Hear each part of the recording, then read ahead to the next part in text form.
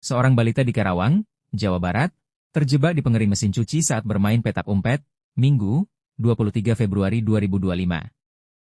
Orang tua balita tersebut meminta bantuan pemadam kebakaran dan penyelamatan Badan Penanggulangan Bencana Daerah, BPBD, Karawang.